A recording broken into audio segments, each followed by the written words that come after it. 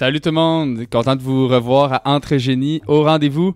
Cette semaine, en fait, je suis tout seul, faute de personnel. On était dans des semaines d'examen, ça a été peut-être un peu plus difficile. Mais ça n'a pas empêché d'avoir un invité de qualité, ça c'est sûr. J'ai reçu David Arten qui travaille chez Edify en conception mécanique. Ça a été une entrevue qui était vraiment cool, particulièrement parce que David, en fait, il vient, je ne veux pas dire tout juste de rentrer sur le marché du travail, mais mettons que qui est plus frais que la plupart des invités qu'on a reçus. Fait qu'il y avait des conseils super valables à nous donner. Il nous a parlé de son parcours, de comment est-ce que lui aussi, la maîtrise, ça l'a aidé. Puis vraiment, on a jasé de plein de choses intéressantes, tu sais, de comment, admettons, gérer les tâches peut-être qu'on aime moins dans notre travail, peut-être aussi comment s'impliquer dans notre travail. Vraiment, on a abordé plein de sujets qui ont été super intéressants. Ça ajoute vraiment à notre panel. Puis vraiment, j'espère que vous allez avoir la même impression que moi. Puis sans plus tarder, je vous laisse aller au podcast. Bonne écoute tout le monde. Ciao.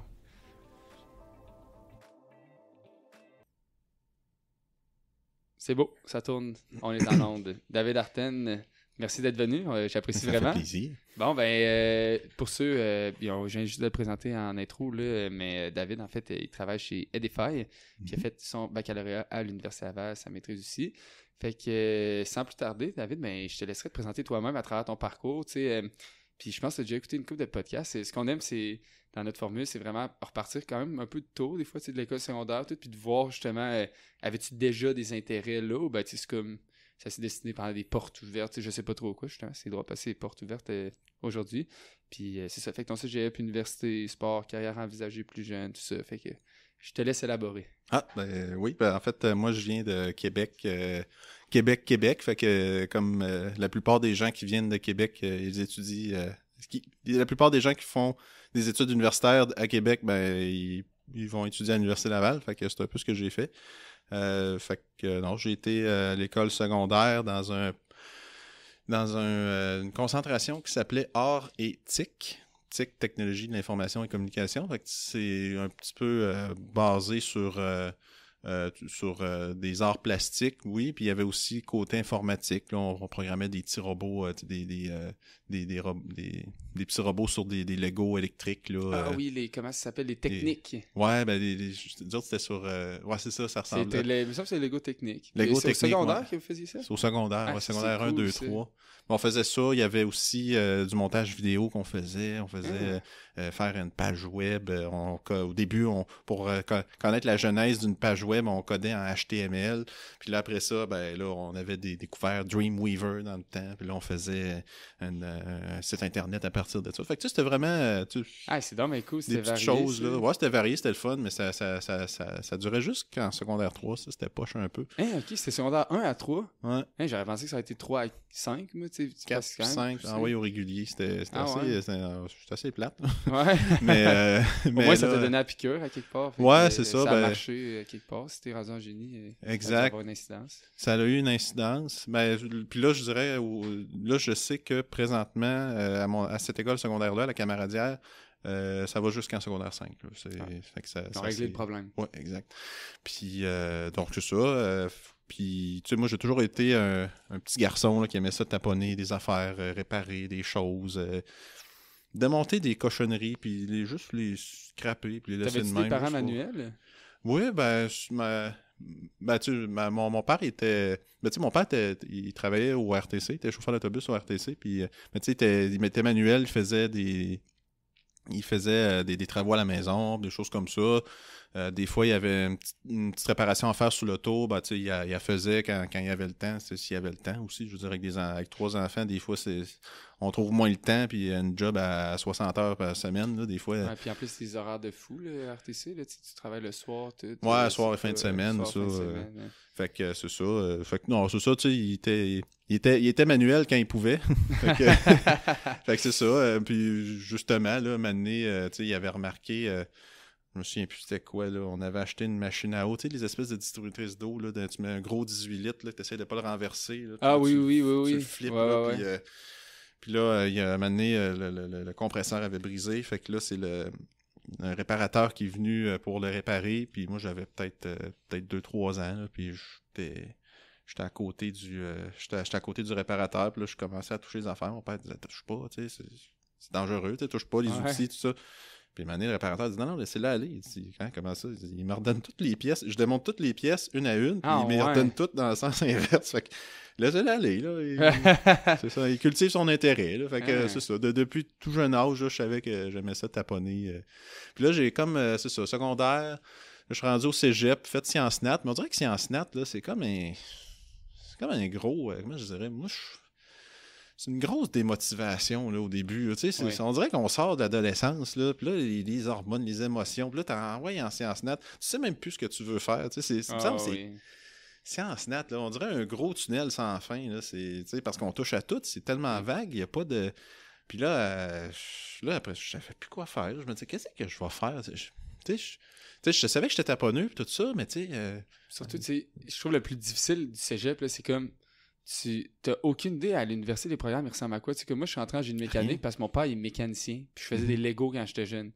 Mais tu sais, cours d'aérodynamique, aucune idée que c'est là. Machine thermique, aucune idée que c'est là. Résistance des matériaux, aucune idée que c'est là. Simulation parallèlement finie, aucune idée. Tu sais, je veux dire, puis je pense que c'est un peu un parallèle vers le cégep, puis tu sais, justement, t'as aucune idée de tout ça, là. Ben, tu sais, là, j'ai l'air de critiquer beaucoup le cégep, mais je trouve que, tu sais, au cégep, ils ont des super de bons services. J'ai été consulter un conseiller en orientation, tu sais, je veux dire, n'importe qui sait pas quoi faire. C'est pas une critique, moi non plus, honnêtement, là. Je te laisse continuer, là. C'est vraiment comme c'est une formation généraliste. C'est ça. Nécessairement, ça vient à ce coup-là. Le cégep, ça le dit, là, centre d'études professionnelles et générales, là, je pense pas trop, là, ça veut dire, tu sais, le G, là, ça veut dire général. Là, fait que c'est très général.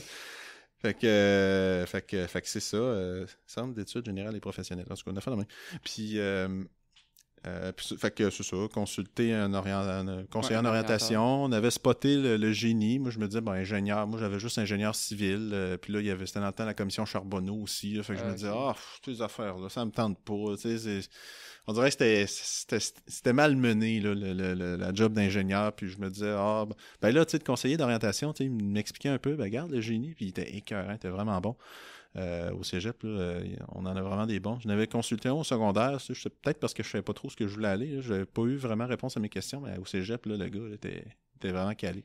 Fait que c'est ça, il m'explique tout ça. Là, j'avais arrêté entre génie électrique et génie mécanique. Fait que là, il m'expliquait un peu c'est quoi. Il m'expliquait, il me sortait des vidéos, tout ça, puis il essayait de me faire comprendre un peu. Fait que là, j'avais stické un peu sur génie mécanique. Je vais essayer ça, on va commencer. Puis entre-temps, il y a des cours options au cégep. Puis il y avait eu un cours qui s'appelait Physique appliquée à l'automobile à Garneau. C'est au cégep Garneau que j'ai été. Puis là-dedans, je veux dire, il y a des systèmes électriques, des systèmes mécaniques, suspension. Puis le professeur qu'on avait eu, je le trouvais vraiment, vraiment le fun. Je ne me souviens plus comment il s'appelait. Justin Bédard.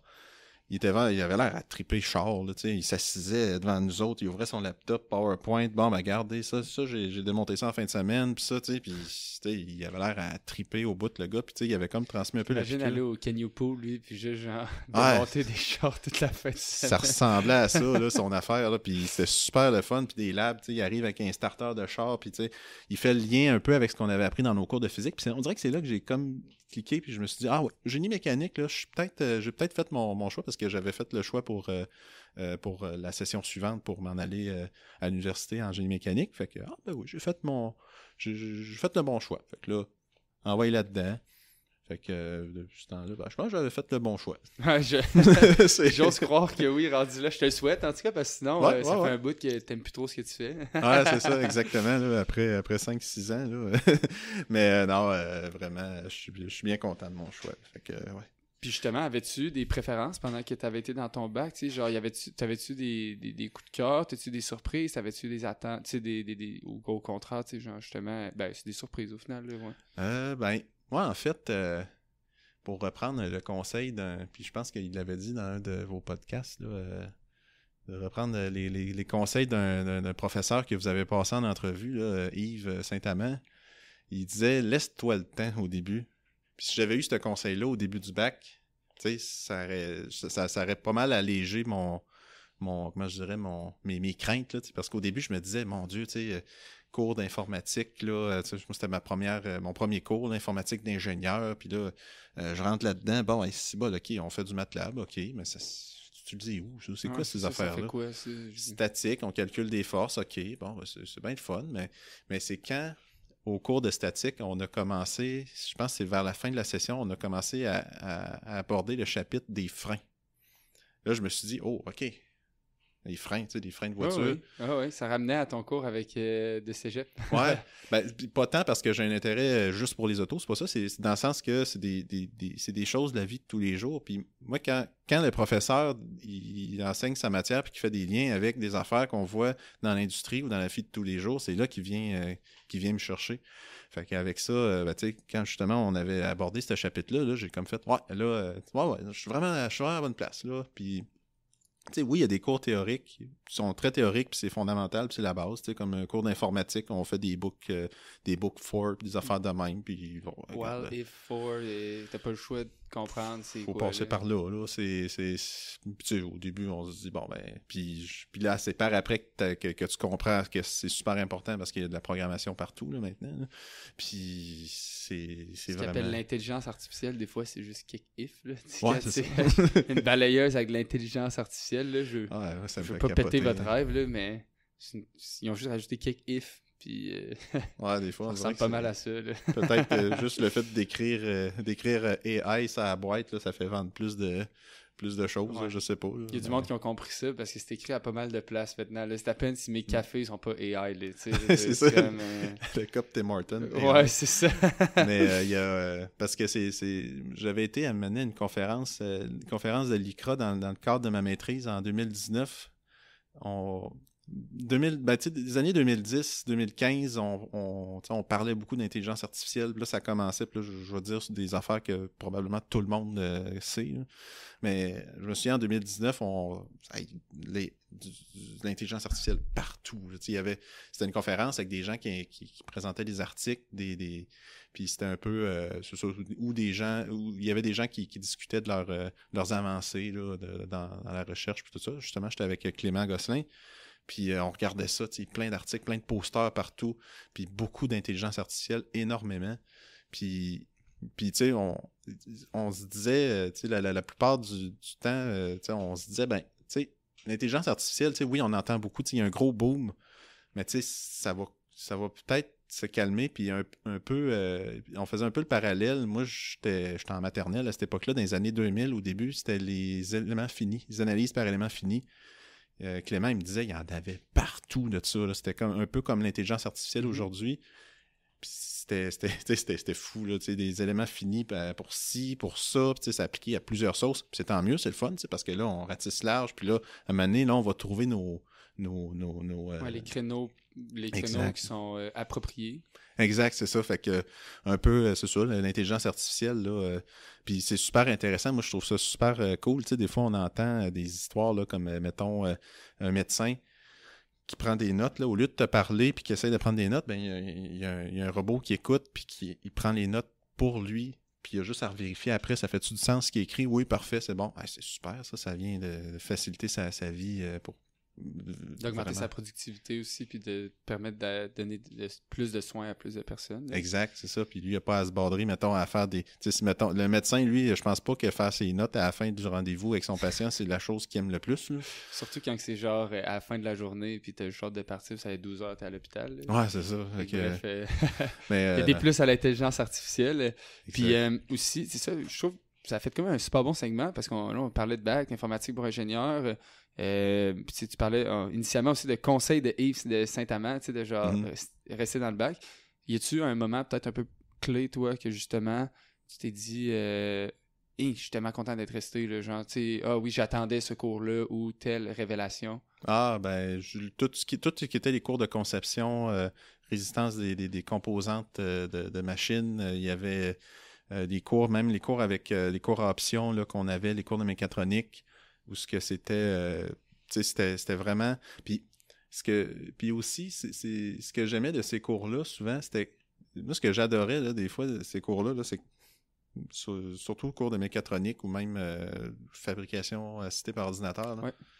le prof, il arrive, puis, tu sais, c'est des cours à projet. C'est pas des cours que tu as un examen à... Ben, je pense qu'il y en avait que tu avais des examens, mais en tout cas, c'était pas... On mettait pas l'emphase sur les examens, puis apprendre la théorie, puis recracher ça sur une feuille à la fin de la session. C'est que si le prof arrive, on jase de sujets d'actualité dans l'ingénierie, tu sais, comme...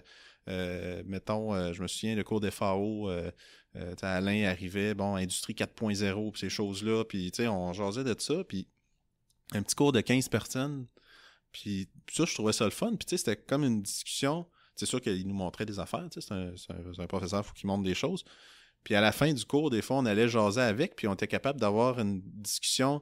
Tu sais, tu es capable d'avoir une discussion intelligente avec un professeur qui fait ça, que c'est son domaine. Mais là, tu te dis, ben, j'ai appris plein de choses qui sont super utiles, qui aujourd'hui me permet de parler d'ingénierie. Fait que je me dis, ben, tu sais, je viens d'apprendre le métier d'ingénieur. Tu sais, les cours options, c'est à la fin du bac. Là. Je viens d'apprendre le métier d'ingénieur, puis c'est une chance que je suis resté. Je suis fonctionnel. C'est là que tu as été vraiment content de. Puis je suis d'accord avec toi, parce que moi, je suis passé à travers ce processus-là c'est l'année passée, en fait. Puis tu sais, je trouve que c'est assez exponentiel. Là. La seconde que tu te mets.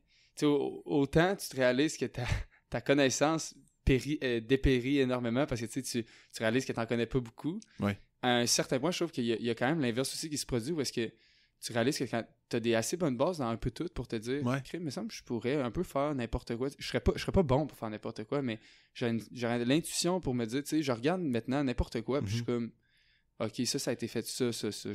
La ligne de code exacte qui fait ça, je sais pas, mais tu sais, je peux quand même me faire une bonne idée, puis je trouve qu'effectivement, c'est un travail de patience à quelque part. Tu sais, si tu t'attends à ce que ça vienne vers toi, puis que tu sais, à un moment donné, tu te réveilles un matin, puis tu fasses, c'est beau, je sais tout faire, tu sais, ça arrivera pas. Non. Puis c'est notre job d'ingénieur. Moi, c'était dans un de mes cours, un cours à projet, puis c'était notre personne qui nous assistait, là, Yves Jean. Je pense qu'il est plus. Je pense qu'il est à la retraite. Je pense qu'il est à la retraite. Puis, j'ai eu beaucoup de bons commentaires de lui. Oui. Ben, c'est ça. Puis il était très, très, très pragmatique. Puis lui, c'est ça, il disait la job d'ingénieur, c'est ça. Il dit, c'est pas de savoir tout faire. Il dit, c'est de savoir que la solution existe. Puis là, après ça, ben, tu sais que la solution existe, ben, tu le mets en place. Tu fais ce qu'il faut pour le mettre en place. T'organises des meetings, tu délègues ça à un technicien pour faire la partie plus technique, tu fais une gestion de projet pour... c'est vraiment ça, la job d'ingénieur, c'est de se renseigner sur les dernières technologies, puis essayer de se tenir à jour. Puis ensuite, c'est ça, c'est de s'appliquer, c'est d'appliquer les bonnes choses. Puis c'est un peu parce que dernièrement, il y a quelqu'un qui est arrivé à mon entreprise, chez Edify, je travaille chez Edify, puis il était arrivé, tout ça, il sort de l'université, puis moi, je me souviens, quand je sortais de l'université, puis même durant notre bac, on nous le disait, vous sortez de l'université, mais vous allez avoir beaucoup de carences dans tel domaine ou tel domaine, des carences en connaissances, si on veut, puis puis là, moi, ça me décourageait, je me disais, voyons, je sors de l'université, puis je suis même pas fonctionnel, ben je trouvais que c'était pas un bon message dans le sens que, oui, tu sors de l'université, tu es fonctionnel comme ingénieur, tu connais les dernières technologies, tu connais la tendance du marché, tu connais ça, fait que tu es le plus à jour versus quelqu'un qui fait le même travail depuis 20 ans, puis que, oui, c'est sûr qu'à l'OIQ nous force d'avoir de la formation continue, mais je veux dire, ça vaut pas quelqu'un qui sort d'université, qui a étudié, puis qui a étudié avec les personnes, avec des professeurs chevronnés qui sont des kingpins dans le domaine. C'est ça la plus-value que quelqu'un a en sortant de l'université. Fait que c'est vraiment là-dessus qu'il faut mettre l'emphase. Puis justement, de cette personne-là qui vient de rentrer, ben moi, il me montrait plein d'affaires. Là. Hey, impressionné, c'est sûr. Là, dans SolidWorks, tu peux faire ça. Ouais. Cool, je savais même pas tu peux faire ça. Ben oui, ils ont sorti ça dernièrement. Caroline, ben oui, on a appris ça à l'école. Ah, je savais pas. Moi, je faisais juste des éléments finis. Moi, ben ouais, quand tu peux faire des chutes libres. Il m'avait dit ça. C'est Marc-Antoine qui s'appelle. Il m'avait dit, on peut faire des chutes libres. Il dit, garde, je connais pas trop ça, mais il dit, garde, ça existe, c'est là. Ben, justement, il a super bien fait sa job d'ingénieur. Il dit, regarde, je sais pas trop, il est là, ben parfait, merci. Moi, je prends ce filon-là, puis je l'élabore, puis je règle mon problème. C'est un beau segment, je trouve, vers peut-être admettons, de ma perspective, l'importance de s'impliquer, puis de s'exposer à beaucoup de choses, puis de pas avoir peur, je pense, de démontrer son intérêt au professeur, puis de dire, hey, regarde, moi, j'ai aimé ça. T'en as-tu plus, puis t'es-tu capable de m'en donner plus, de pas rester passif, puis d'attendre que l'information vienne vers soi, puis justement, sans nécessairement de se mettre les mains dedans, puis de réinventer le monde, de juste au moins s'exposer à, tu sais, comme tu disais, t'étais jeune, tu taponnais, tu démontais des affaires, tu sais, ta cafetière est pétée, prenons le temps de juste dévisser, puis regarder en arrière, puis de juste, je sais pas, avant de l'acheter, prendre 15 minutes, puis de dire, qu'est-ce qu'il y a en arrière, tu sais, genre, ouais, c'est n'importe quoi, je sais pas, mais c'est sûr que là, ça, on fait ça quand on est... Moi, je faisais ça quand j'étais plus jeune. Ouais, ça, c'est un bidule, ça, c'est un autre bidule qui va dans la patente. Là, mais là, à cette heure, on est comme genre, ah oui, ça, cette pièce-là, ok, ça, c'est une pompe. Ah, je vais peut-être la garder, cette pompe, là, m'en servir plus tard. Ça, si j'en ai un autre à réparer, ça, c'est la batterie, ouais, t'es encore bonne. C'est ça, on regarde plus ça avec nos connaissances, là. Puis, un des trucs que j'aime vraiment, là, qu'on a une belle tendance en ce moment, c'est, là, tu me parles de les acquis de quelqu'un au bac. Fait que tu me dis, c'est de avoir une bonne perspective par rapport à ce qui existe, mais quand même aussi une connaissance technique assez approfondie pour pouvoir la mettre en application. Puis mon segment, ce serait quoi peut-être plus quelqu'un à maîtrise? Quelqu'un qui sort d'une maîtrise, ce serait quoi les attentes que toi t'aurais? Tu sais, je trouve que tu l'as bien synthétisé, fait que si t'étais capable de me faire le même exercice pour la maîtrise. Là. Puis parallèlement aussi, on prendra le temps d'en parler plus tard de ton projet en particulier, là, mais genre vraiment savoir le plus-value d'une maîtrise, c'est quoi? Une maîtrise, là, c'est... Il y a deux... Moi, je verrais comme il y a deux aspects importants. Le côté recherche, c'est sûr qu'une maîtrise... Tu sais, si, mettons, tu veux faire de la recherche, mettons, dans un domaine précis, ben, c'est sûr que la maîtrise, c'est une excellente porte d'entrée. Mettons, tu veux faire de la recherche en aéronautique ou, ben, justement, là, faire une maîtrise en fluide ou en aéronautique, ça peut être une excellente porte d'entrée. Fait que pour la recherche, ça donne une corde de plus à ton arc. Aussi pour la démarche, pour, comment je dirais, consolider la démarche scientifique aussi. Parce que, moi, dans mon projet de maîtrise que j'ai fait une conception. Mais ma conception, on l'a vraiment validée sous plusieurs aspects. Puis chaque aspect que je développais, ben on la vérifiait puis on la contre-vérifiait. Fait que c'était vraiment, c'est vraiment c'est vraiment une bonne démarche là, d'ingénierie. Tu sais, une plus-value versus, mettons, tu sais qu'en entreprise, quand on sort avec un bac, on va en entreprise, mais en entreprise, il faut que ça aille vite, il faut qu'on fasse des tests expérimentaux, mais tandis qu'à la maîtrise, on prend plus le temps d'analyser puis de développer une certaine rigueur d'analyse, je dirais. Fait que c'est un peu la plus-value là, à la maîtrise.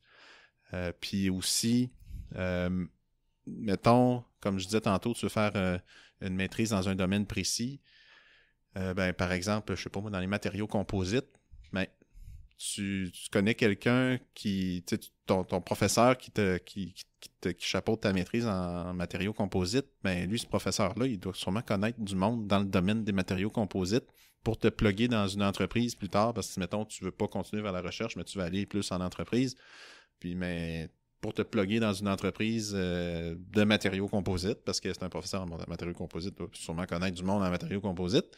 Fait que ça te fait des excellents contacts. J'oserais croire. Hein?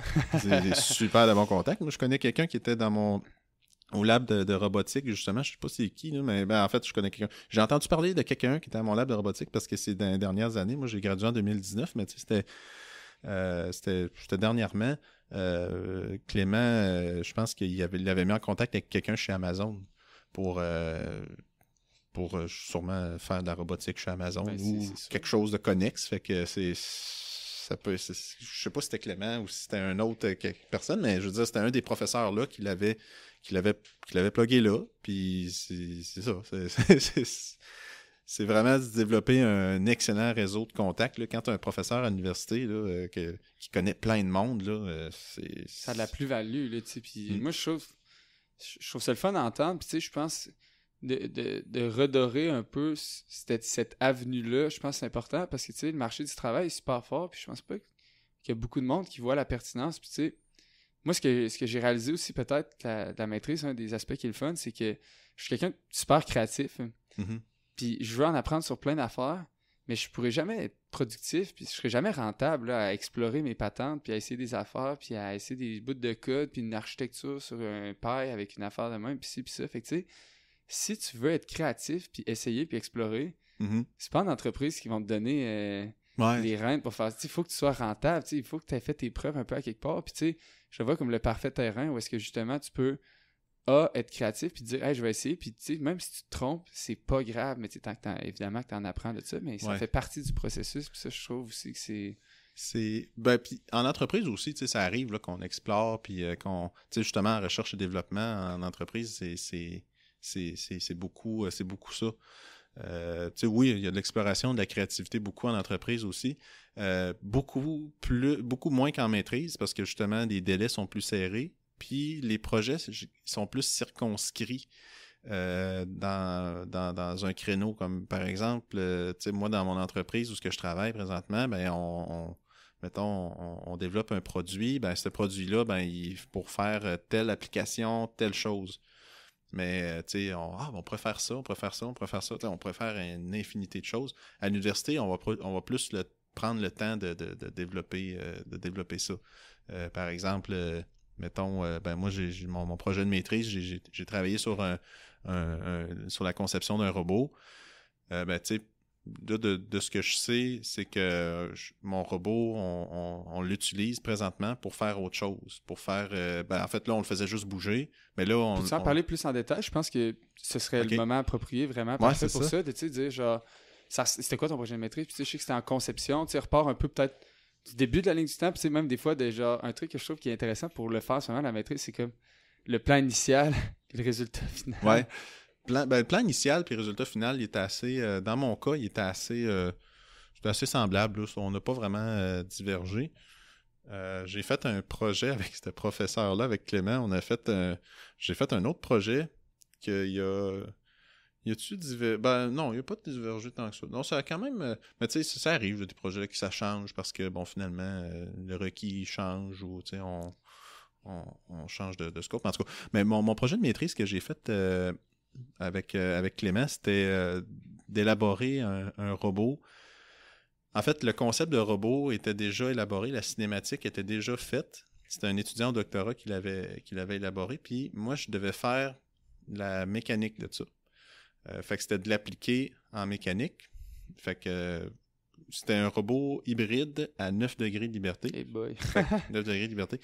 En fait, c'est ça, c'est que c'était hybride, c'est que, tu sais, en robotique, il y a deux architectures de robots. Il y a les robots parallèles et les robots sériels. Sériels, souvent, ça, c'est les robots qu'on voit sur les lignes de production, des bras. Les jaunes. Moi, souvent, quand je dis ça, la couleur jaune, on dirait que ça interpelle le monde. Les robots, les robots jaunes Fanuc qu'on voit souvent. Oui. Fait que c'est ça, c'est des bras articulés, c'est une membrure, un moteur en série. Robot parallèle, on peut penser au simulateur de vol. Je pense que Clément a fait un super de bon résumé là-dessus, mais je fais juste un petit rappel, mais c'est des actuateurs du robot qui sont placés en parallèle. Fait que comme par exemple une plateforme pour un simulateur de vol, on a une plateforme à la base, puis l'autre plateforme qui bouge, elle est bougée par des vérins hydrauliques qui sont tous placés en parallèle. Fait que c'est ça. Fait qu'un hybride, c'est comme un mélange entre les deux. Fait que moi, mon robot, ça consistait à être une plateforme. Mais cette plateforme-là était bougée par 3 jambes, 3 bras. Puis ces bras-là, c'était des 3 bras qui étaient en parallèle. Mais ces bras-là étaient comme... il y avait comme une petite partie qui était... les actuateurs étaient en parallèle, puis il s'était monté sur un frame que ce frame-là, il était sur un autre moteur. Fait que ça faisait que c'était un petit peu sériel. Fait que, en tout cas, grosso modo, pour faire une longue histoire courte. Oui, là. je comprends. Fait que c'est un peu de là que ça vient, le hybride. Oui, je comprends. C'est pas un robot qui fonctionne au gaz. Au gaz. L'électricité. Mais c'est ça, c'est un autre projet de maîtrise, ça. Ouais, c'est ça. Je sais pas si Clément il a déjà pensé à faire des robots qui sont... moteur à gaz. Ouais, non, je sais pas. Hein. Un beau petit 2 temps, en plus, ça sentirait bon après. Ça sentirait bon dans le lab. Faudrait demander. Gros skidoo, là. Mais ouais, c'est ça. Donc, fait que c'est ça. Puis l'avantage de ce robot-là, Puis, Ouais. je veux pas t'interrompre, mais tu sais, toi, Mhm. c'était-tu... Parce que tu sais, en robotique, là, c'est compliqué de faire des robots. Puis notamment, il y a une partie analytique qui est mathématique, puis une partie qui est de conception, qui est vraiment, tu sais, juste le mettre dans SolidWorks, puis faire que ça marche, puis analyser Exact. la motion, c'est une grosse tâche. Tu Mhm. fais où par rapport aux deux, toi? J'étais comme entre les deux. Entre les deux, OK. Je faisais... tu sais, oui, j'ai fait de la conception, mais de la conception que j'ai fait, parce que là, tu sais, oui, il y avait il y avait les grands principes mathématiques qui ont mené à une conception, mais là, cette conception-là, ce robot-là, il faut le contrôler. Fait que, puis avec des contrôleurs. Puis pour programmer ce contrôle-là, ben, tu sais, ça prend certains... Parce que ce qu'on voulait faire, c'était une commande avec avec le modèle dynamique puis le modèle statique. En tout cas, ça donne des mouvements qui sont plus fluides puis qui sont beaucoup... tu sais, moi, je dirais... Tu sais, quand je disais là, que la maîtrise, on fait bien les choses, là, ça, c'était vraiment... Si tu veux faire un bon contrôle... du robot, justement, là, c'est avec c'est en intégrant ces choses-là dans le contrôleur. Fait que ça a donné lieu à beaucoup d'équations mathématiques. Fait que c'était de développer ça selon l'architecture du robot, selon l'inertie de chaque membrure, puis tout ça. Fait que là, c'était de tout brasser cette poutine mathématique-là. Pot-là de patente, puis exact. Faut que tu pondes une conclusion intéressante puis réaliste à travers ça. Ouais, ben c'est ça. Puis en fait, c'était vraiment... c'est vraiment, là, on développe là, le robot sous toutes ses coutures. Oui, la conception est là. Fait qu'il y a le système dynamique, puis ça, la cinématique aussi, les équations. Fait que tout ça, on prend ça, puis on met ça dans le contrôleur. Ça, c'est un autre étudiant au doctorat qui le faisait. Fait que c'est ça, j'étais comme un peu la courroie de transmission entre l'idée puis la réalisation, là, si on veut. Là. Fallait le construire de manière... pas réaliste, là, mais matériel. Là, fait que c'est oui, mais carrément physique. Là. Tu sais, à un moment donné, il faut que tu passes d'une idée à schématique à une idée avec des pièces machinées, faites, des plans, puis des... Toi, justement, ça a-tu fait partie de ton mandat, de genre vraiment le mener... L'as-tu vu marcher, ce robot-là, de ta maîtrise? Oui, ben c'est ça, justement, pendant qu'on élaborait que j'élaborais les modèles, tu sais, le robot était construit. J'élaborais les modèles mathématiques, mais au début, l'étudiant au doctorat, lui, contrôlait avec un simple PID, puis avec d'autres théories que je connais pas là, en contrôle. Puis c'est ça, tu sais, il bougeait, puis ça bougeait super bien, puis vraiment, là, c'était super impressionnant à voir. Là. C'était le fun à voir parce que l'avantage de ces robots-là, les robots hybrides comme ça, c'est que les robots parallèles souvent sont limités dans leur espace de travail à cause beaucoup des points de singularité. Les points de singularité qui sont des points où on perd momentanément le contrôle du robot. Puis ça fait que ça fait que ça fait des robots qui sont très limités là, en angle puis en espace de travail. Fait que justement, l'architecture en fait, c'est une architecture que Clément avait réfléchi.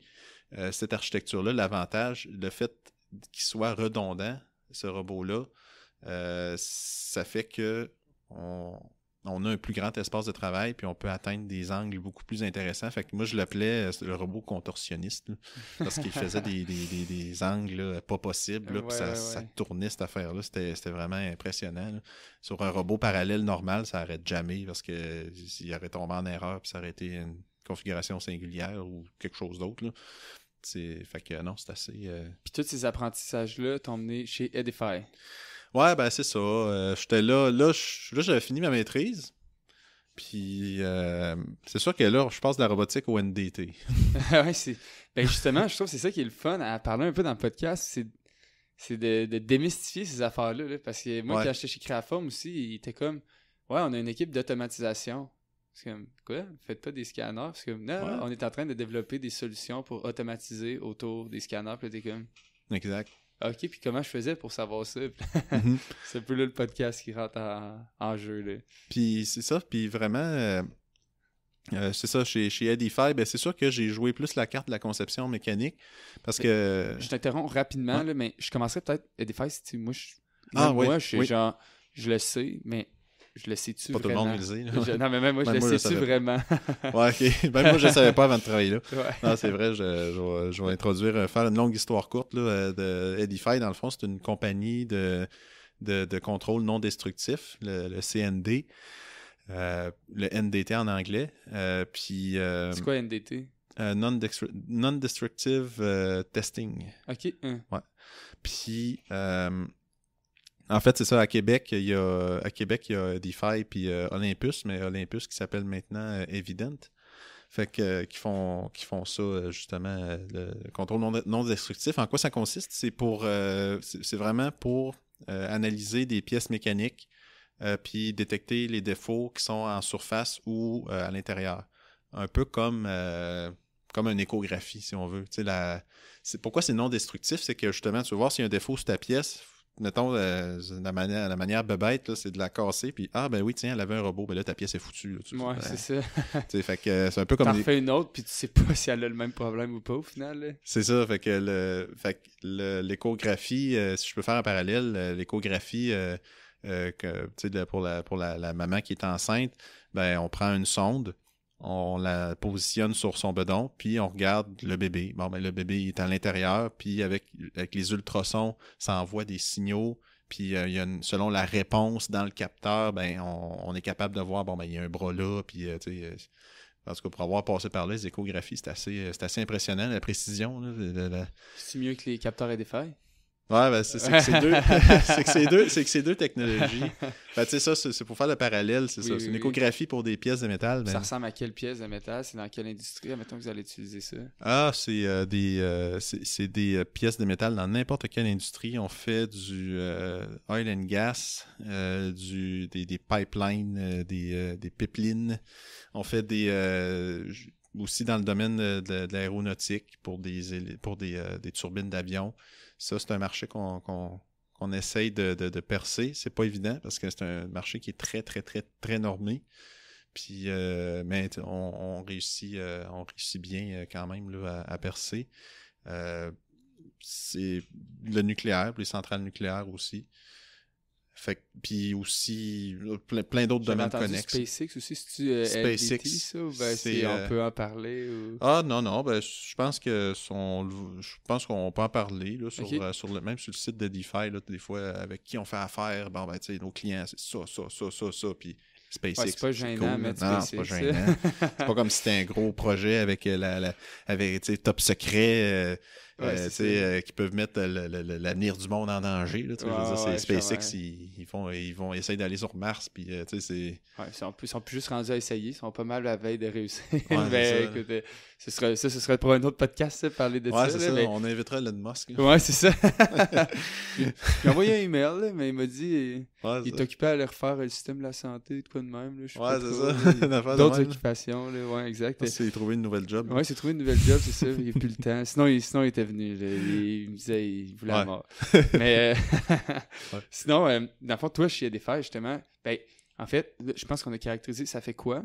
Puis ça se traduit en quoi? Ça se traduit en produit? Ça se traduit en expertise? En consultation? Mais dans le fond, c'est ça. Qu'est-ce que je fais chez Edify? Je fais de la conception mécanique.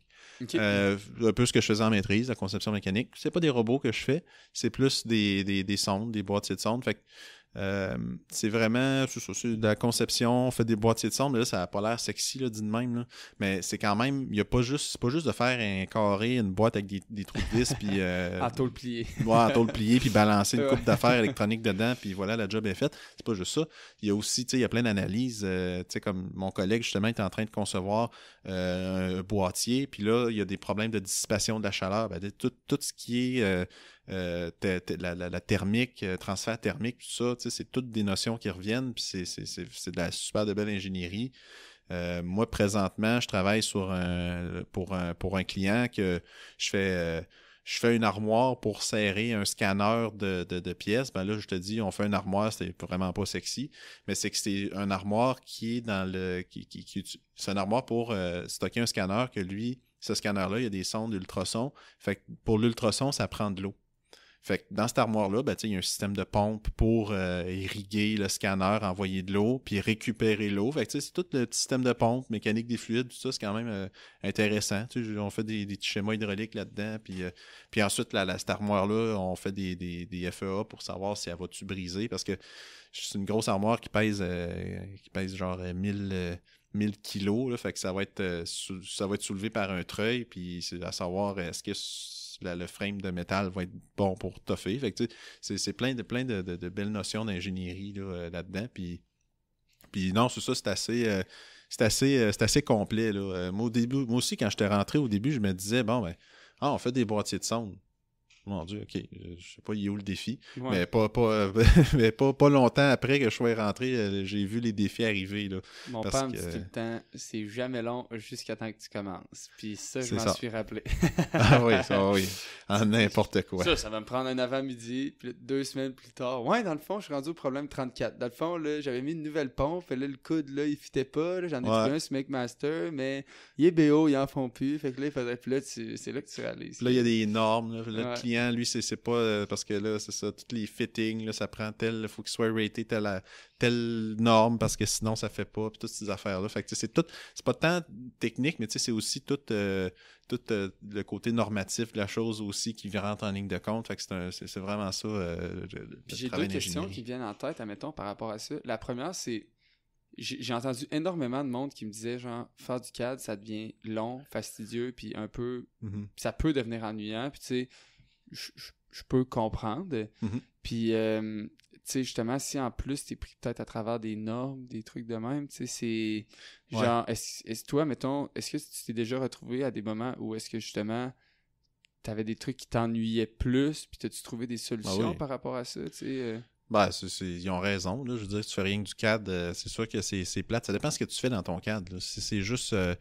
moi, des fois, genre, tu sais, ça arrive, là, puis c'est pas je suis pas en train de critiquer ma job, mais tu sais, ça arrive, des fois on fait de l'amélioration continue, on fait juste corriger des choses sur des plans de produits qu'on a fait dans le passé, puis là on a pris des petites choses en note, puis c'est juste ajuster au plan, puis c'est juste de rajouter des notes, puis contrôler les numéros de plan, les versions, tout ça, c'est plate, là. Moi, si c'était rien que de ça, 40 heures semaine, je veux dire, ça ferait longtemps que je ferais plus ça, là. C'est pas ça de l'ingénierie. Fait que, mais, tu sais, oui, ça fait partie de notre job, comme dans n'importe quel autre job. Il y a une partie plate, là, c'est sûr, ça arrive.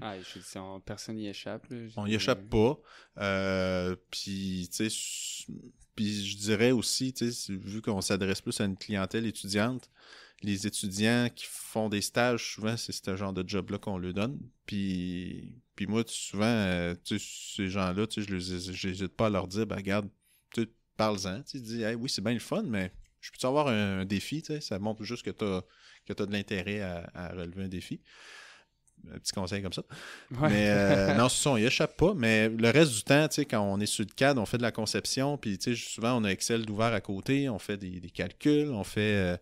on revient au CAD sur le module de FEA, on fait un calcul, puis c'est assez varié, là, c'est pas juste faire du CAD pour faire du CAD. Là.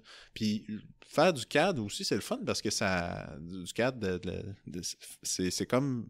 C'est créatif, tu sais, c'est comme dessiner, c'est le fun. Ça dépend de ce que tu veux faire. Tu sais, si tu veux faire plus de gestion de projet, va-t'en pas faire du CAD. Là.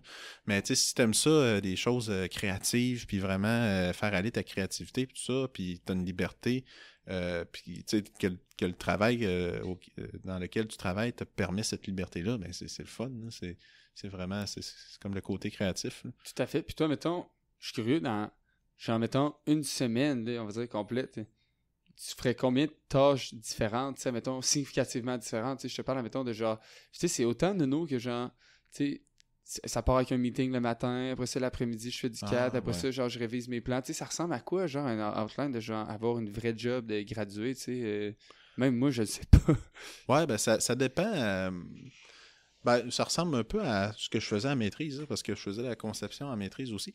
Ça dépend vraiment de où est-ce que tu es rendu dans le projet. Tu sais, si dans le projet, tu es rendu que tu fais, ben là, on fait de la documentation.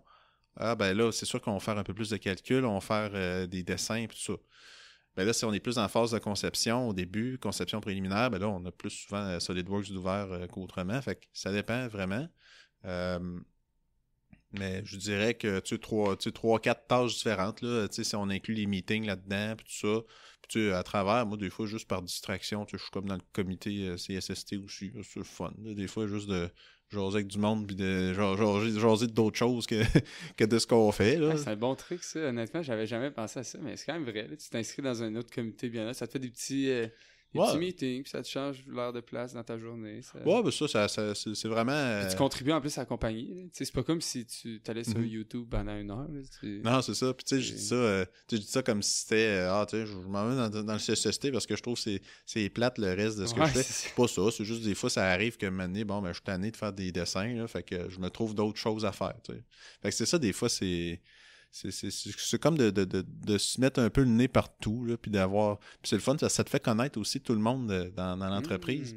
Fait que, tu sais, parce que c'est quand même pas mal de gens, Edify, là. Quand j'étais rentré, on était peut-être 250, 300, là. Je pense qu'on est peut-être... on frôle le 400-500 employés. C'est incroyable, pareil, hein. Tu sais, genre...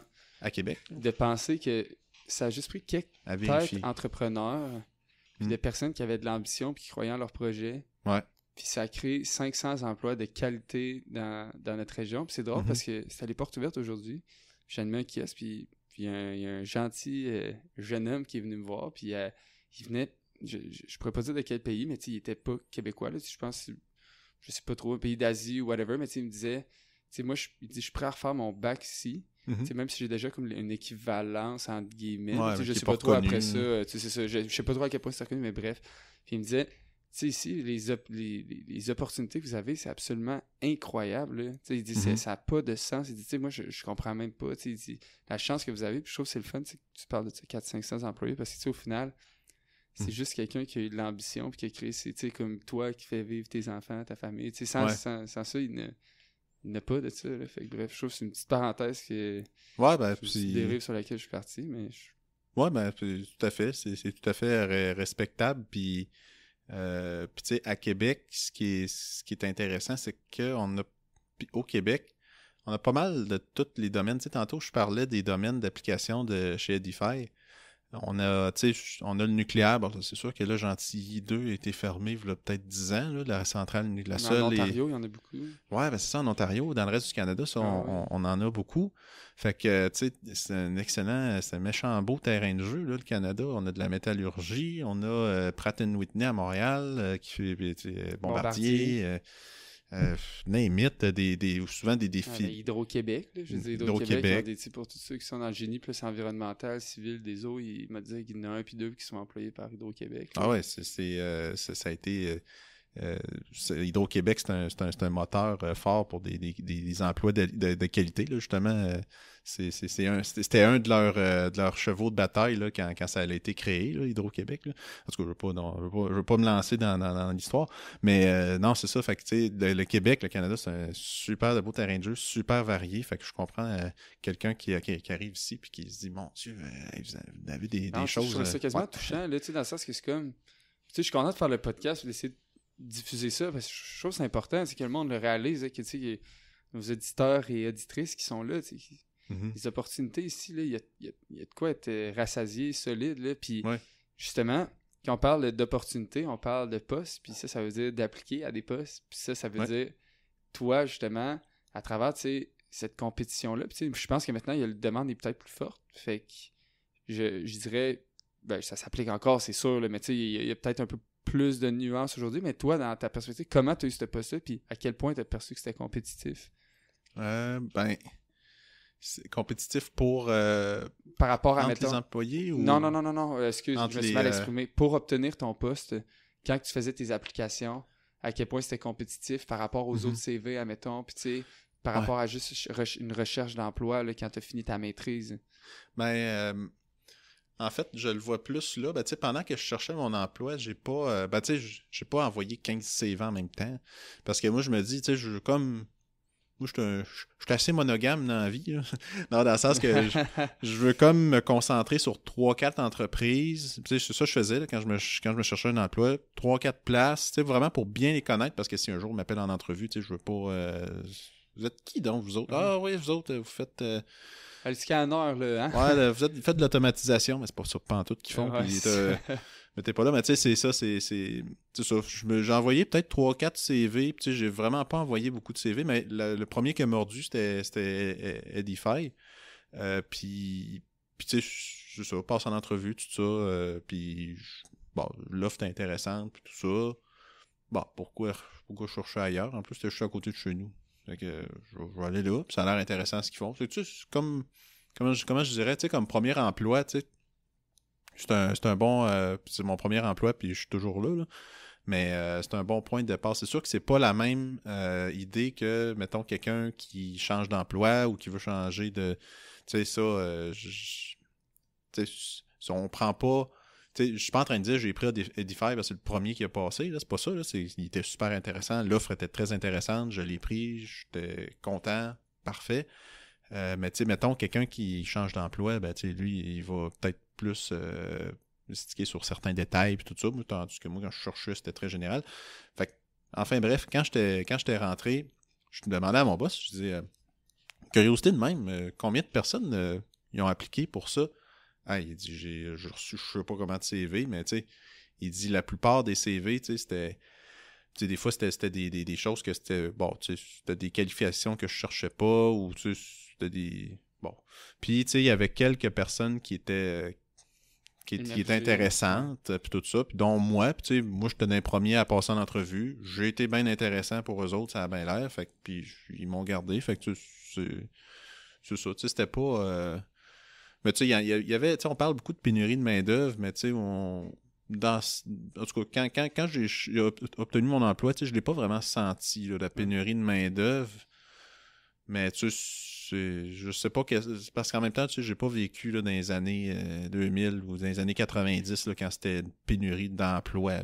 Ouais, c'est ça, exact. Nos parents, là, tu sais, je veux dire, avant, c'était... Pas de stage, pas de rien, puis que le monde y graduait, puis il allait faire du MBA juste parce qu'il n'y avait pas de job. Là. Genre, tu sais, moi, ça, je l'ai entendu, mais je pense, je suis vraiment d'accord avec ça aussi. Puis, tu sais, la pénurie de main-d'œuvre, je pense, je partage vraiment pas mal exactement ce que tu dis, mais je pense que la nuance, c'est peut-être des fois ce que le monde ne réalise pas. Il y a une pénurie d'emploi, oui, mais c'est peut-être pas des fois les plus intéressants non plus quand tu sors du bac. Tu sais, des fois, ça peut être des emplois qui sont en région, qui sont loin, qui sont peut-être plus dans le manufacturier, puis dans de la maintenance, que tu sais, dans de la créativité. Puis, fait que, tu sais, je pense que c'est important de se construire un bagage puis un portfolio peut-être intéressant, justement, tu sais, pour... Tu parlais de méthodologie de la recherche, peut-être de dire, bon, ben, regarde, moi, quand je vais aller là, ça va être quoi ma plus-value à moi? C'est juste que je suis capable de caler une extrusion SolidWorks puis la mettre dans un assemblage? Tu sais, non, c'est comme...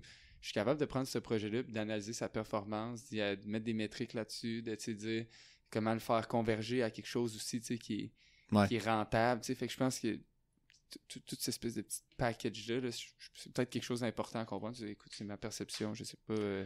Oui, ben tout à fait, là. C'est vraiment... puis... ouais, tout à fait. Puis une autre affaire, moi, qu'on s'était jasé avant, justement, qu'on voulait vraiment aborder, c'était le NDT. Ça semble hyper fort à Québec, là, tu sais, on a comme... Ouais, étonnamment. Ouais, Créaform, admettons que, tu sais, genre, Créaform, je dis, c'est parmi les kingpins mondiaux du NDT, là, genre, si c'est pas les kingpins mondiaux du NDT.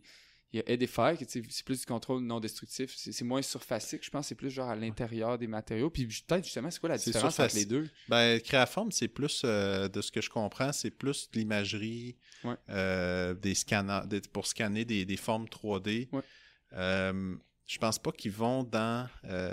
parce que eux autres, je pense, parce que peut-être pour faire un parallèle, mais c'est peut-être pas le meilleur, là, mais eux autres, ils ont... Mettons, là, ils ont une pièce. Ben, la pièce, la shape, tu sais, on va te la recréer avec une imagerie super précise, tout ça, ça va être parfait, ça va être une pièce très précise, mais nous autres, le NDT, on va vraiment au niveau quasiment microscopique, là. Ben, je dirais pas microscopique, là, mais dans le très, très, très, très, très, très, très petit. Les petits défauts, des fois, les défauts qu'on détecte, là, c'est comme la grosseur d'un cheveu, là, d'un cheveu de bébé, là. Un petit duvet, là. Des fois, c'est de cette échelle de grandeur-là qu'on peut voir avec, justement, avec notre technologie. Tantôt, je parlais d'ultrasons, mais il y a aussi le courant de Foucault. Le courant de Foucault, d'ailleurs, Edify, ça vient pas vraiment d'un gars qui s'appelait Eddie qui a starté ça. C'est le sci-fi. Ouais, c'est ça. Eddie, c'est parce que ça fait, tu sais, les courants de Foucault, ça fait comme, tu sais, en fait, on pulse ça, on envoie ça à une certaine fréquence, puis là, on est capable d'aller détecter les défauts, puis... c'est comme un IRM, carrément, tu sais, un IRM d'un corps humain, mais version... pour un matériel, dans Ouais, je pourrais peut-être... Là, écoute, je me mets peut-être les pieds dans la bouche, puis je sais pas vraiment de quoi je Ouais, parle, mais je vais pas me mettre les pieds dans la bouche non plus. Ouais, c'est ça. Je connais pas assez le Oublions fondement cette scientifique. IRM. Ouais, le fondamental de l'IRM, je le connais pas assez. Mais tu sais, enfin bref, pourquoi ça s'appelle Eddy, c'est ça, c'est que ça fait comme des... Tu sais, des fois, quand on lance une roche à l'eau, là, ça fait comme des petites vagues, des petites ondes, là. C'est des eddies, là, en anglais. Fait que c'est pour ça que c'est Edify, que ça s'appelle comme ça.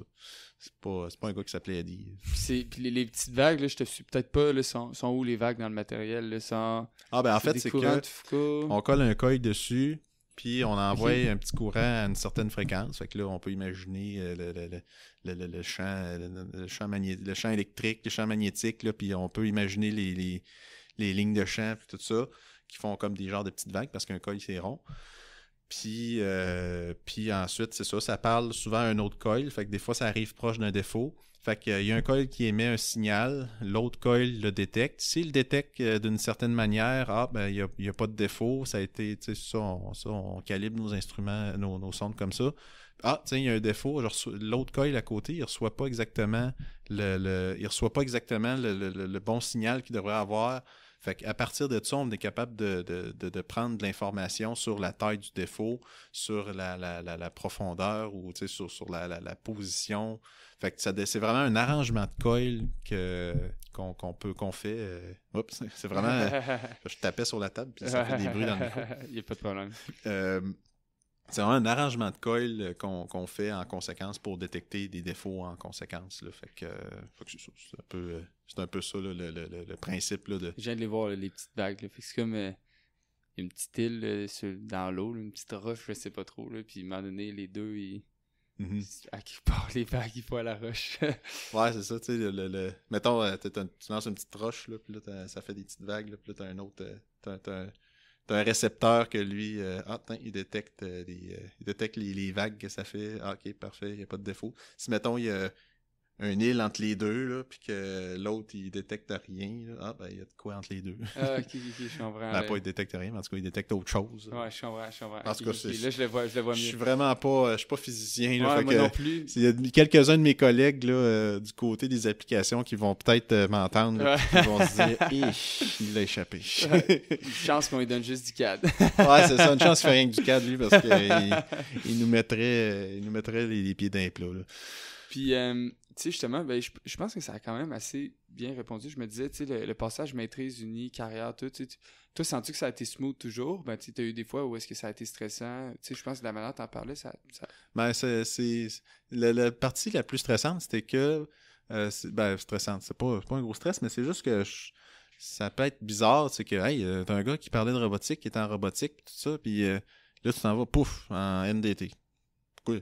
Ben, tu sais, c'est peut-être la grosse coupure, tu sais, des fois, ça a l'air smooth, mais tu sais, il y a peut-être une coupure, c'était là, mais tu sais, c'était vraiment plus pour le côté, tu sais, moi, j'aime relever des défis d'ingénierie, tu sais, j'en ai relevé en robotique, là, j'en fais dans le domaine du NDT, peut-être que là, plus tard, je sais pas, ça va être dans un autre domaine, ou, tu sais, ou peut-être que je vais passer ma vie dans l'NDT, on sait pas.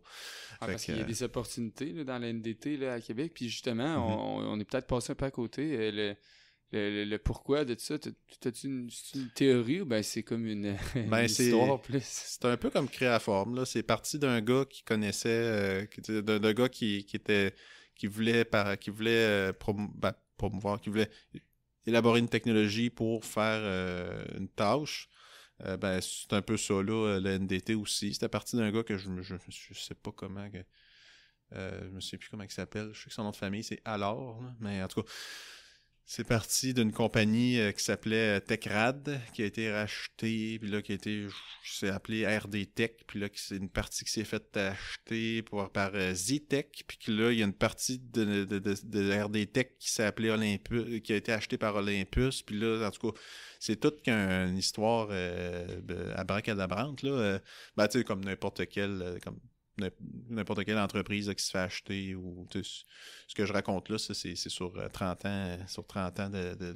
Oui, puis c'est la fin de la journée, tu sais, c'est un peu la loi de la jungle, dans le sens que, tu sais, Ouais, c'est survival of the fittest, fait qu'à quelque part, c'est normal. C'est ça, c'est le système capitaliste qu'on connaît, là, dans le sens qu'il y a une entreprise qui achète l'autre, qui fait qui se compétitionne, tout ça, tu sais, je veux dire, c'est les affaires qui font... Les affaires prospèrent, fait que, tu sais, c'est vraiment... Puis pourquoi qu'on serait aussi fort en NDT? Genre, y a-t-il une raison? Tu sais, admettons, ça aurait-tu rapport avec une institution comme l'Université Laval? Tu sais, je dis n'importe quoi, mais genre, tu sais, y a-tu une culturelle? C'est une question de ressources? Tu sais, genre, tu sais... C'est sûr que si tu me poses la question en optique, je peux te dire c'est évident, tu sais, le COPL à l'Université Laval. En NDT, ben, tu sais, la théorie que j'aurais, puis peut-être que c'est pas la bonne, mais tu sais, c'est comme je disais tantôt, au Canada puis au Québec, on a un super grand terrain de jeu. Fait que justement, le NDT, puis il est partout. Puis le NDT, souvent, c'est pour inspecter des pièces, voir s'ils ont des petits défauts. Ça, c'est vraiment, comment je dirais, c'est un indice de qualité. Dans le sens que tu inspectes ce que tu fais, tu inspectes des soudures, tu inspectes des pièces mécaniques. C'est parce que en quelque part, tu veux vraiment avoir de la qualité parce que les instruments qu'on vend, c'est pas des instruments à 5 $. C'est vraiment c'est plusieurs dizaines. C'est pas sur AliExpress. Non, c'est ça. Fait que c'est vraiment parce qu'on a, on a vraiment un souci de qualité. Y a-t-il une version TEMU, tu penses, de vos capteurs? Ah, peut-être.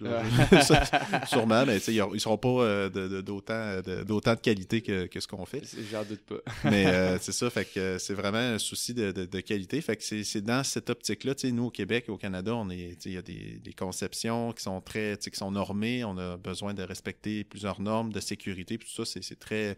la sécurité, c'est très important. Fait que ça en fait partie. Puis tu sais, je dis ici au Canada, mais les pays... je dirais les pays développés. Ouais, industrialisés. Fait que... puis même aussi des pays émergents. C'est par souci vraiment, tu sais, culturellement, dans le fond, ce que tu me dis, c'est que, ben, tu sais, ce que tu me dis, ce que je pense qui est une théorie quand même assez vraiment valide, là, tu sais, c'est que par souci de vouloir bien faire les choses, on a développé un besoin en justement monitorer ce qui se passe pour assurer peut-être la sécurité des gens, puis ça, c'était couplé à beaucoup de ressources en plus. Et s'il y avait juste un pipeline à vérifier, ça aurait peut-être pas émergé, même si on avait eu ce souci-là. Mais là, étant donné qu'il y a, tu sais, j'imagine tellement d'affaires, tu sais, comme tu m'énumérais, là, les centrales nucléaires, tu sais, il y avait les pipelines, puis il y avait quoi d'autre des choses, c'est que tu me disais, c'était les... Ah, l'industrie aéronautique, ouais, aéronautique aussi. Exact. Name it, il y a même des trains, des rails de train. Oui, c'est ça que j'aurais pensé. Moi, j'avais ça en tête, justement, les rails de train, parce que c'est quelque chose qui... Il y a ça aussi, c'est qu'en fait, tu sais, là, on parle d'Edify, mais tu sais, Edify a acheté a fait des acquisitions de compagnies, dont une compagnie qui s'appelle PaveMetrics. Puis PaveMetrics, je pense qu'ils ont une division RailMetrics. Eux, c'est pas tant des courants de Foucault ni de l'ultrason, mais c'est plus de la vision qu'ils font avec pour inspecter des rails de train ou des fois seulement juste pour inspecter un exemple que notre PDG nous avait donné des tarmacs d'avion.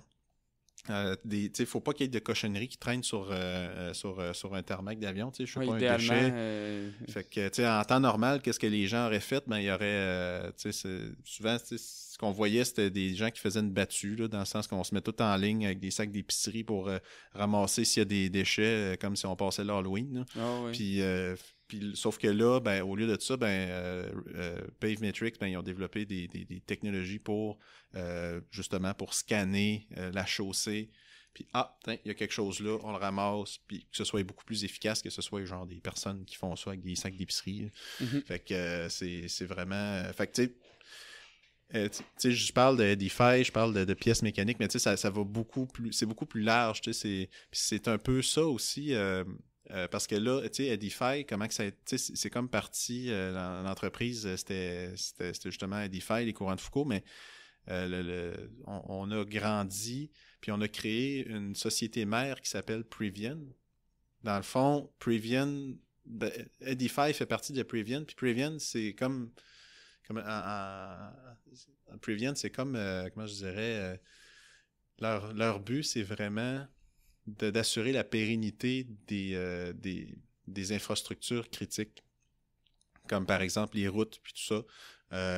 Dans Previan, il y a Edify qui produisent des sondes, Pavemetric, qui inspectent qui inspectent des routes, qui inspectent des rails de train. Mais il y a aussi des compagnies qui font de la surveillance, comme par exemple, ils mettent des cellules de charge dans une structure quelconque, puis ils monitorent les forces qui sont dans la structure, puis quand il y a mettons si on est sur s'il y a des risques de défaillance, puis tout ça, mais on est capable de les détecter. Fait que tu sais, c'est vraiment... c'est beaucoup plus large, là, fait que c'est... Là, j'essaie de synthétiser ça d'une manière. Peut-être que je suis pas... Mais c'est cohérent avec ta théorie quand même, là, dans le sens que ça montre qu'il y a une demande pour ça, puis qu'il y a un souci de bien faire les choses à quelque part, dans tous les domaines qui sont plus à risque. Plus critiques, plus à risque. Une centrale nucléaire, c'est pas le temps que ça brise. C'est pas le temps que ça pète. On l'a vu, ça donne quoi à Tchernobyl? Là, ouais, c'est ça. Tchernobyl ou même Fukushima, là, plus proche. Mais au moins, eux autres, c'était... Ben, au moins, c'est un tsunami, dans le sens que, tu sais... Ouais, c'est ça. Il y a une part que tu peux dire, regarde, ils ont... à quelque part... Ouais, c'est vrai, c'est une catastrophe naturelle. Une catastrophe, mais tu sais, ça n'empêche pas qu'il faut que tu sois prévu pour ça, mais tu sais, l'autre Tchernobyl, c'est vraiment purement comme... OK, on a moffé notre affaire. Ouais, c'était une accumulation de plein d'erreurs, de ce que j'ai compris. Oui, en tout cas, on est pas là pour refaire l'histoire. Exact.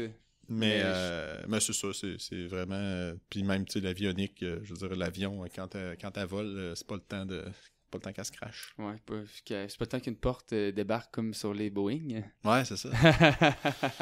Ouais. Je vais pas rentrer non plus dans cette tangente-là, mais on le voit, c'est super normal. Je pense que c'est important que ça reste comme ça. Je trouve qu'on a abordé vraiment beaucoup de sujets super intéressants. Puis, je trouve que c'est assez concluant, je trouve, comme interview. Tu sais, genre, je voulais vraiment aller chez... Une des raisons pourquoi que j'étais allé te chercher, c'était que, justement, tu sais, c'était de démystifier ce passage à maîtrise, tout, tu sais, de parler de ton expérience. Puis je trouve que c'est le fun d'avoir des gens qui ont ton background pour apporter vraiment de la diversité au podcast puis montrer, tu sais, la vraie facette de l'ingénierie, genre peut-être plus dans le commun des mortels, c'est quoi, là? Fait que je suis vraiment simple content. Employé, pas simple employé, mais je veux dire, un gars qui sort d'école, qu'est-ce qu'il fait? Ouais, mais puis tout à fait, mais tu sais, quelqu'un qui est un bon role model, tu allais dire un bon modèle, tu sais, ouais, ça, mais non, mais quand même, tu sais, je comprends. T'es vraiment un bon modèle, là, je pense, puis tu sais, je trouve que c'est super le fun d'entendre tout ça, puis t'as bien décortiquer tout ce qu'il faisait, je pense. Tu sais, les bons coups que t'as fait, puis tu sais, je pense qu'on a moins parlé des mauvais coups, mais je pense qu'il y en avait pas... il y avait rien d'alarmant. On a tous fait nos erreurs. Ouais, exact. Mais tu sais, je trouve que t'as fait un super beau portrait de ça, puis je trouve que, mettons, pour boucler ça, nous, ce qu'on aime vraiment bien, si vous avez écouté les podcasts, la fameuse question finale, c'est c'est quoi le conseil que tu donnerais, toi, à quelqu'un qui est au bac, au début, genre, tu sais, là, je te le mets peut-être on the spot, tu peux passer le temps de réfléchir, là, mais... Ouais. Le conseil, tu sais, moi, des fois, quand j'en pogne un, puis que, c'est vraiment le conseil de Yves Saint-Amand. Ouais, c'est le même. Non, puis c'est bien correct, ça n'a pas besoin d'être nouveau, là, tu sais, justement, renforcer des noms qui sont bons, là, tu sais, quand tu des bons conseils, que, tu sais, c'est comme, ce conseil-là, là, tu sais, comme moi, un des autres que je me sens, c'était Guy Dumas qui l'avait dit, là, on est tellement, on dirait 16e épisode en théorie, fait que commence à perdre le fil un peu sur les conseils, là, mais je pense que c'était Guy qui avait dit faire des amis aussi au bac. Tu sais, j'ai comme fait...